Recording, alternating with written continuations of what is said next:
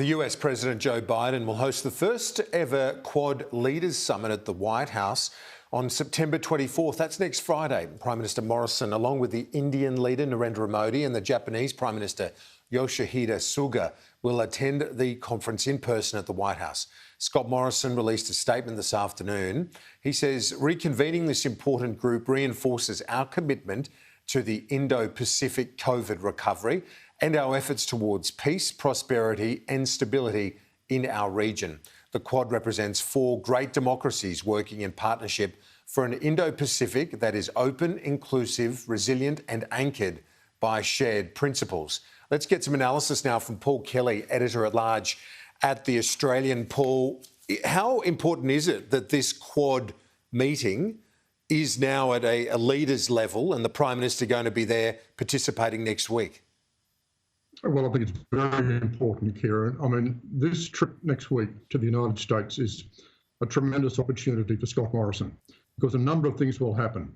There'll be the first face-to-face meeting of the Quad leaders from India, Japan, the United States and Australia. Now, this is what Scott Morrison has been working towards for a long period of time. It's been one of the main objectives of Australian diplomacy. So that would be, I think, a very significant opportunity. Apart from that, there'll be extensive dialogue between President Biden and Prime Minister Morrison. So that will be an opportunity to cement the personal relationship.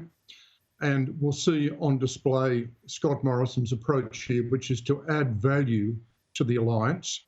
Those talks, I think, will be dominated by strategic issues and the rise of China. Maybe China won't be talked about all that much, but China will be the factor in the room.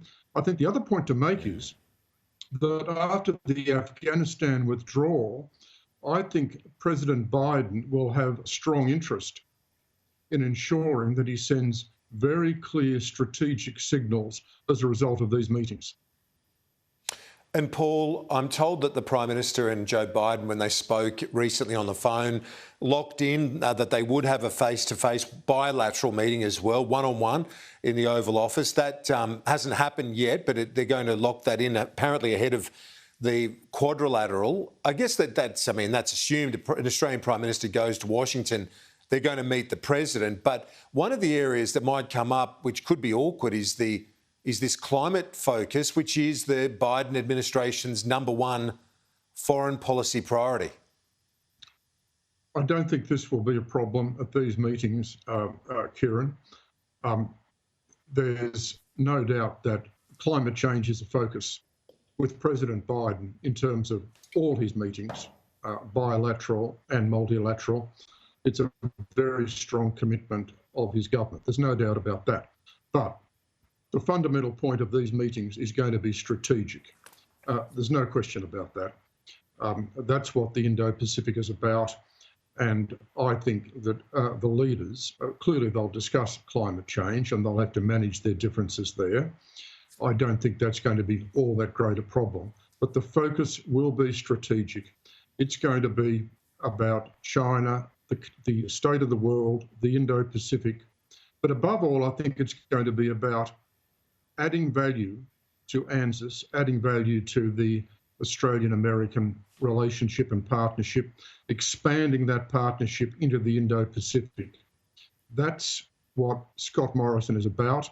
And of course, that's what he wants to see from President Biden in terms of commitments from the President.